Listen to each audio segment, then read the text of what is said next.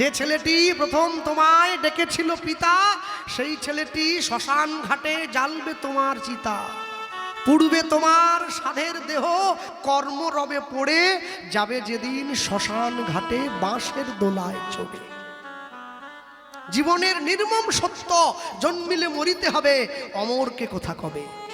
যেদিন আমি জন্ম হয়েছিলাম শুধু নিঃশ্বাসটা সঙ্গে ছিল, নাম তো এখানে আসার পরে দেওয়া হয়েছে। যেদিন আমি চলে যাব নামটা থেকে যাবে, নিঃশ্বাসটা চলে যাবে। জগতে এমন কর্ম করে যেতে হবে যেন নামের পাশে কলঙ্কের কালিটা না লাগে। ভগবানের মন্দিরে যখন প্রণাম করবেন না, ঈশ্বরকে জানাবেন, প্রভু এমন কর্ম আমায় দিয়ে করিও না যাতে আমার নামের পাশে কলঙ্কের দাগটা লেগে যায়। আমি হাড়ি মুচি মেথডম যেই হই, আমি জগৎকে কলঙ্কিত করতে আসিনি, আমি জগৎকে অলঙ্কৃত করতে এসেছি। বড় বড় অনুষ্ঠানে দুটো জিনিস দেওয়া হয়, একটা আমন্ত্রণ, একটা নিমন্ত্রণ। আমন্ত্রণ কোনটা? আপনি আসবেন, অনুষ্ঠানে অতিথি হবেন, আমার সভা গ্রহণ করবেন, বেশি কিছু খেতে দেব না, প্যাকেট দিয়ে দেব, আমন্ত্রণ। আর নিমন্ত্রণ, আপনি আসবেন, আপনি বসবেন, পেট ভরে প্রসাদ পাবেন, পেট ভরে খাবার খাবেন, তারপরে বাড়ি যাবেন, একে বলে নিমন্ত্রণ। মনে রাখবেন, যারা বসে আছেন এই জায়গায় সকলে তুলসীর মালা পরবেন। তুলসীর মালা পরতে গেলে জাত দরকার হয় না। অনেকে আমাকে বলে, কৃষ্ণবাবু আমি এখনো মাছ খাই, খাবেন, যার যা প্রাণ চায় খাবেন, মালা পরবেন। হ্যাঁ, কেন? সব সময়ের জন্য। রামকৃষ্ণ পরমহংসদেব গিরিশ ঘোষকে বলেছিল, গিরিশ মালা জপে শালা, কর জপে ভাই, মনে মনে যে ডাকে রে তাকে বলি হারি যায়। হরি বল। মালা পরবেন, সকলে মালা পরবেন। যারা নিরামিষ সেবা করছেন মালাটা কণ্ঠের সঙ্গে লাগিয়ে পড়বেন, যারা আমিষ সেবা করছেন মালাটা কণ্ঠের থেকে নামিয়ে পড়বেন, তবে পড়বেন। কেন জানেন? লাইনে দাঁড়ান তবে তো ডাক পাবেন। হরি বল। মালা পড়বেন সকলে। তুলসীর হার যে না পরে ছাড়, বৃথা জন্ম গেল তার। তুলসীর মালা গলায় দিতে হবে, প্রত্যেকে গলায় দেবেন। হ্যাঁ, আজকে আসার সময় আপনাদের এই উলবেড়িয়া বাজারে এই যে মৌবেশিয়া নাকি এখানে, হ্যাঁ বড়দিনের কেক বিক্রি হচ্ছে। ওরে বাপরে, সে যেন গাড়ির মধ্যে ঢুকে দেবে করছে, একবার কাঁচ খুলে, দাদা নেন, দাদা নেন। আর এই কাঁচ খুলেছে, ও আপনি হরিনাম করেন না? বলে হ্যাঁ ঠিক আছে, ডিম ছাড়াটা দিচ্ছি। ডিম, এটা ডিম, ডিম নেই, ডিম নেই, ডিম নেই, বিনা ডিমের কেক নিয়ে যান। বলে দাঁড়াও, ঠেলে গুঁজে দিতে হবে। জগতে দুরকম জিনিস বিক্রি হয়, একটা পুশ, একটা পুল। যেটা ভালো মানুষ টেনে নিয়ে যায়, যেটা খারাপ ওটা গুঁজিয়ে দেওয়া। তুমি কোনটা দিচ্ছ? বলে আমি ভালোটা দেবো। যদি ভালোটা গুঁজে দিচ্ছ কি জন্য? হ্যাঁ, ভালো যদি ঠেলে দিচ্ছ কি জন্য? না, বলে আপনি কেক নেবেন? আমি নেব, একটা শর্ত আছে। কি? শোনো, যেদিন থেকে আমি দেখবো খ্রিস্টান বাড়ির ছেলে মেয়েগুলো ওদের গির্জায় গিয়ে দুর্গা পুজো পুষ্পাঞ্জলি দিচ্ছে অষ্টমীর দিন, আমি সেদিন থেকে কেক খাবো।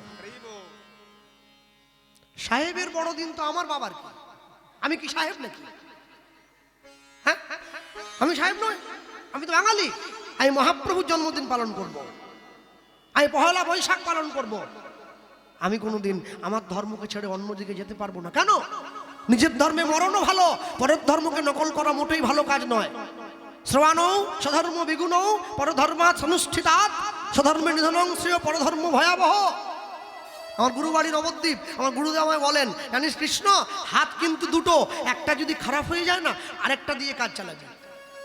পাও দুটো, একটা পা খোঁড়া হয়ে গেলে আরেকটা দিয়ে কাটি দিলেই হবে।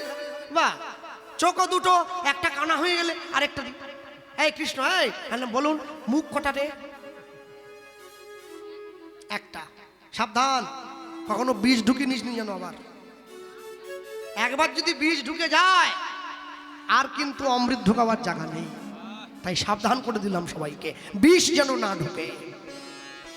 সব সময়ের জন্য মনে রাখবেন, জগতে যা কিছু করছেন, যা কিছু করবেন, সবকিছুর মূলে ঈশ্বরকে সাক্ষী রেখে করবেন, এতে আপনার জীবন সুন্দর হবে। ভক্তমণ্ডলী, ভক্তিমতী মায়েরা, দুই ভাই গোবিন্দ চরণে নয়নের জল দিয়েছে। ভগবান দৈববাণী করছে কি?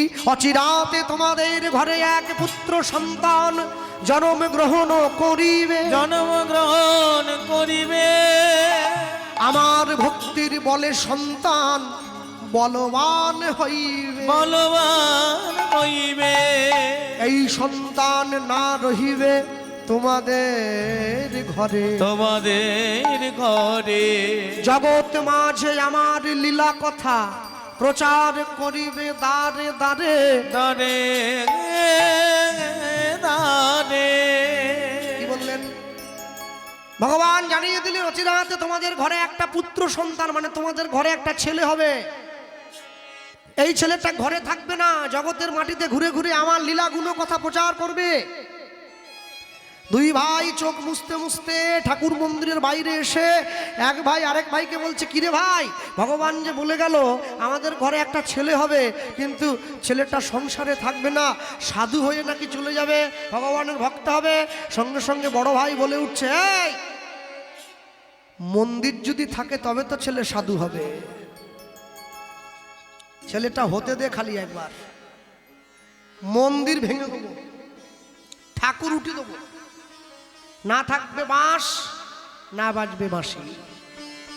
ভগবানের মন্দিরে যদি না থাকে, ভগবান যদি না থাকে, তাহলে ছেলেটা সাধু হবে কি করে রে? হ্যাঁ, কিন্তু ভগবান তো এটা বলল না কোন ভাইয়ের ঘরে ছেলে হবে। দু ভাই তো গিয়েছে, হ্যাঁ, ছোট ভাইয়ের ঘরে কোনো সন্তান হয়নি, বড় ভাই হিরণ্য দাসের স্ত্রীর কোল আলো করে শুভ দিনে একটা পুত্র সন্তানের জন্ম হয়েছিল। ছোট ভাই ছুটে এসেছে দাদার কাছে, এ দাদা এই দেখ আমার তো কোনো ছেলে মেয়ে নেই, তাহলে এই যে আমার সম্পত্তির দলিলটা ধর, আমার যা সম্পত্তি আছে তোর ছেলেই সব পাবে, তবে আমার একটা শর্ত আছে। কি শর্ত? আজ থেকে তোর ছেলেটার বাবা হওয়ার অধিকার খাতায় কলমে আমাকেও একটু দিতে হবে। বেশ, তাই হবে। আজ থেকে ছেলেটার বাবার নাম হবে হিরণ্য গোবর্ধন দাস, দুটো মিশিয়ে।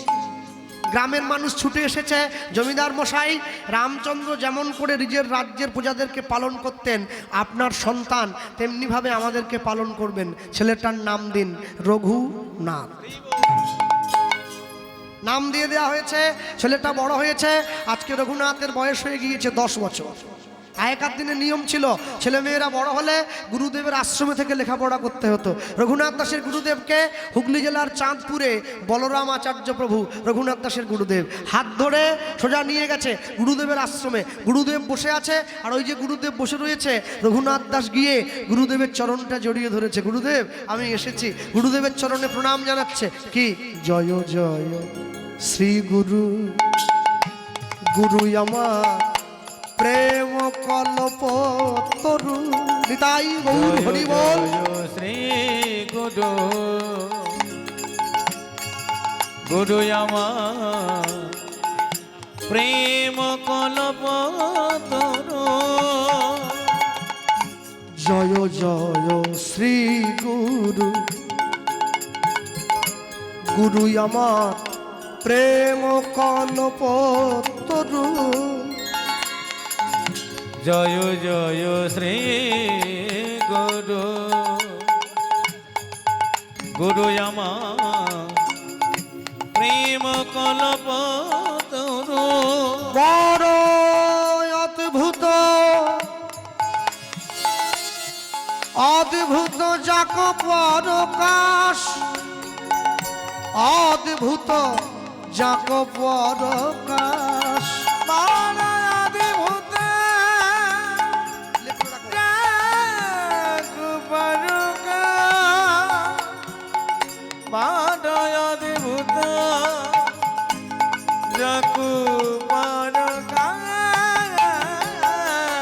আমার হিয়া অজ্ঞান অগতি মির বড় জ্ঞান। আগে আনো তিমির বাগান। জ্ঞান সুচন্দ্র কিরণে করুণাস। গণেশ চন্দ্র কিরণে করুণা। আমার অজ্ঞান আধার দূর করেছে। আমার দূর করেছে। আমার অজ্ঞান আধার দূর করেছে। আমার দূর করেছে। ওগো গো জ্ঞানের বাতি জ্বালায়ে দিয়ে আমার কানারা দূর করেছে, বলি জ্ঞানের বাতি জ্বালায়ে দিয়ে কানারা দূর করেছে, ইহলোচন আনন্দ ধাম কি হলো জন আনন্দ হিয়া অজ্ঞান তিমির বড় ওটা ওটা গুরুদেব রঘুনাথ দাসকে তুলে বুকে জড়িয়ে ধরছে। তোমার নাম কি বাবা? আমার নাম রঘুনাথ। আচ্ছা, এই যে আমায় জড়িয়ে ধরে এত ভালো ভালো কথাগুলো তুমি বললে, এই কথাগুলো তোমায় কে শিখিয়েছে? আমায় কেউ শিখিয়ে দেয়নি, আমি নিজের থেকে বললাম। নিজের থেকে বললে কি করে? কেউ শিখিয়ে যদি না দেয় নিজের থেকে বললে কি করে? আগে না গুরুদেব, মানে বলছিলাম কি, আপনাকে দেখেই আমার ভালো লেগেছে। যাকে দেখলে মুখে আসে কৃষ্ণ নাম, জানিবে সেই বৈষ্ণব, তাকে করিবে প্রণাম। হ্যাঁ, যাকে দেখলে আপনার কৃষ্ণ বলতে ইচ্ছে করবে, আপনি তার চরণে প্রণাম জানাবেন। আশ্চর্য কি জানেন, আমরা ওই দক্ষিণ 24 পরগনা একটা আসরে কীর্তনে যেতাম, 3 বছর গিয়েছি। তো একটা পুরোহিত ঠাকুর মশাই, সে ওই মন্দিরে বসে থাকতো। আর যেই আসরে উঠতাম, মানে আমি নয়, আরো দল, ওনার কাজই ছিল ছুটে গিয়ে কতক্ষণে মালা চন্দনটা করবে আর কি। দেখি চটটপ করে মালা দিয়ে চন্দনটা পুড়িয়ে মালাটা দিয়ে সেই একবারে মন্দিরের বারান্দায় লম্বা হয়ে টান হয়ে শুয়ে ঘুমোচ্ছে। এবার কীর্তন শেষ হয়ে গেছে, উঠে সবাই চলে যাচ্ছে, সেও চলে যাচ্ছে। 3 বছর গান হওয়ার পরে ঠাকুরমশাই আমাকে বলছে, কৃষ্ণবাবু, বলি বলুন। বলে আগামীতে আসবেন নি আর? হ্যাঁ, বলি না, 3 বছর তো হয়ে গেছে। বিরাট মোটা এইরকম, 3 বছর তো হয়ে গেছে, আর এখন নয়, আবার 2 বছর পরে আসবো। না মানে বলছিলাম কি, সত্যি কথা বলতে, মানে আমি তো শরীর খারাপ আমার খুব, তা আমি মনে মনে ভাবছি, যাক একজন তো আমার গান ভালো বলেছে অন্তত। বলে জানেন দাদা, সত্যি কথা, মানে বাড়িতে ঘুম হয় না ভালো। আপনার কীর্তনে যে কি জাদু আছে, আহ, মালা কীর্তন মালা চন্দনটা হলে আমি শোয়া মাত্র কোথা থেকে ঘুম একবারে এসে 3 ঘন্টার মধ্যে ভাঙতেই চায় না। দাদা আর একটা বছর যদি আসতেন, একটু মন দিয়ে ঘুমিয়ে নিতাম কমসে কম অন্তত আমি। মানে ঘুমানোর জন্য আমাকে আরেকবার ডাকছে। হ্যাঁ, হরিনাম শুনলে ঘুম পায় তোমার? তুমি ঠাকুর মশাই হচ্ছে মন্দিরে পুজো করছো, মনে রাখবেন, ঈশ্বরের সঙ্গে যার মনের মিল হয় নাই, ঈশ্বরের নামে তারই ঘুম পায়, সকল আর পায় না।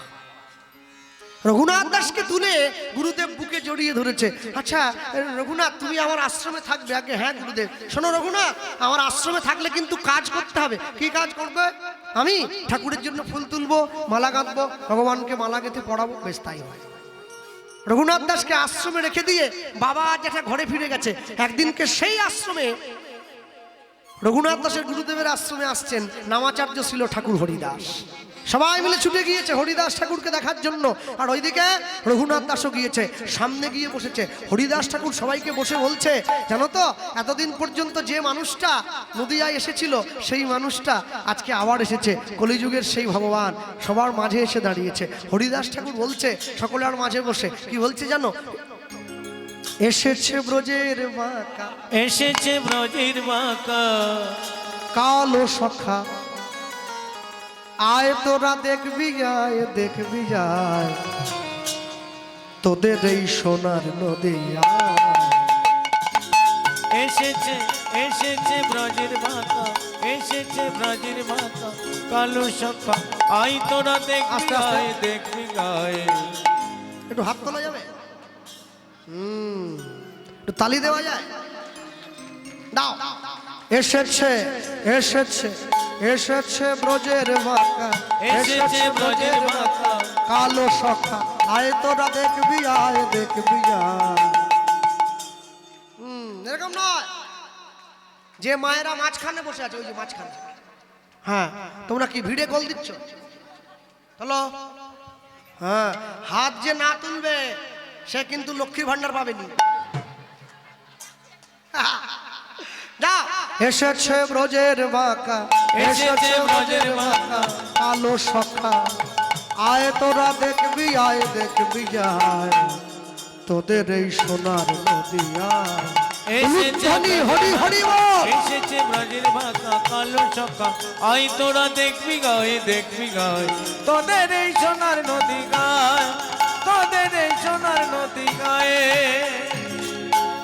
রং ফিরেছে ঢং ফিরেছে রঙে ফিরেছে প্রেম সে বলো ফিরেছে রং ফিরেছে ঢং ফিরেছে রঙে ফিরেছে ঢঙে ফিরেছে ওগো কালো এখন চেনা গায় এসেছে এসেছে ব্রজের বাঁকা কালো সখা আয় তোরা দেখবি আয় দেখবি আয় তোদের এই সোনার নদিয়া এসেছে ব্রজের বাঁকা এসেছে ব্রজের বাঁকা কালো সখা আই তোরা দেখবি আয় দেখবি আয় তোদের এই সোনার নদী গায় তোদের এই সোনার নদিয়া তোদের এই সোনার নদী গায় তার কালো বরণ নাই কালো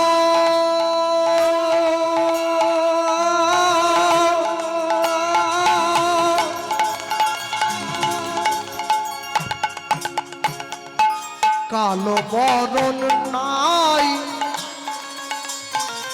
অগরাই অঙ্গে অঙ্গ মেখে গৌর হলেন তাই ও তার কালো বরণ না ওই নারাই অঙ্গে অঙ্গ মেখে গৌর হলো তাই তার কালো বরণ নাই রাই অঙ্গে অঙ্গ মেখে গৌর হলেন তাই ও তার কালো বরণ নাই রাই অঙ্গে অঙ্গ মেখে গৌর হলো তাই ব্রজের ধুলো খেলা প্রেমের খেলা ধুলো খেলা প্রেমের খেলা খেলতে এলো নদী যায় নদী যায় তোদের এই সোনার নদী গায় তাই হরি হরি বল এসেছে ব্রজের বাঁকা এসেছে ব্রজের বাঁকা কালো সখা আই তোরা দেখবি আয় দেখবি আয় তোদের এই সোনার নদী গায় তোদের এই সোনার নদী গায় তোদের এই সোনার নদী গায়ে শ্যাম রাধা প্রেমের ঋণী হয়েছে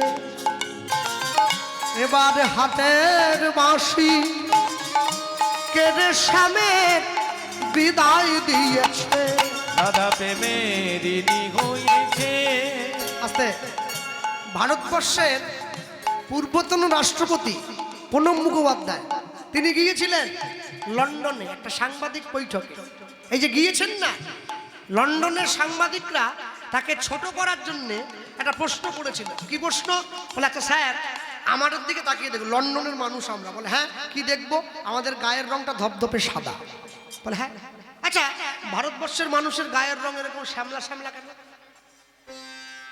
কি উনি বুঝে নিয়েছে আমার দেশকে ছোট করছে কোনো কিছুর বিনিময়ে দেশকে ছোট করলে চলবে না উনি বলছেন জানেন তো যাকে আপনারা গড বলেন তাকে আমরা ভগবান বলি বলে হ্যাঁ আমাদের ভগবানের না একবার খুব খিদে পেয়েছিল এই খিদে পেয়েছে বলে ভগবান রুটি খাওয়ার জন্য রুটি তৈরি করেছিল তা প্রথমে একটা রুটি ভেজে তৈরি করলো রুটিটা ভাজা হয়নি কাঁচা রয়ে গেছে ওটা হচ্ছে আপনারা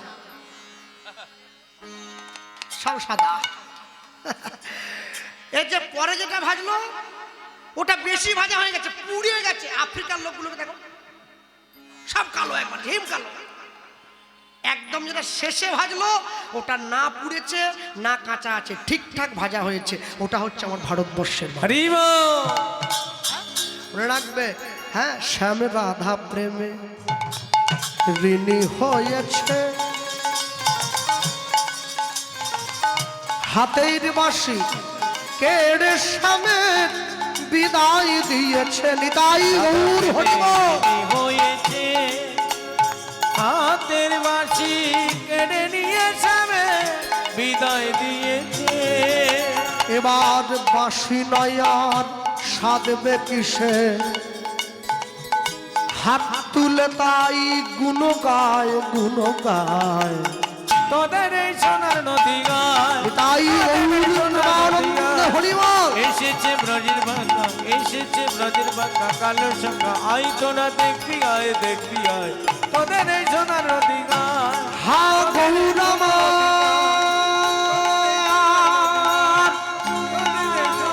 তুমি করুণা করো এই জগজীবে কৃপা করো কৃপা করো করুণা করো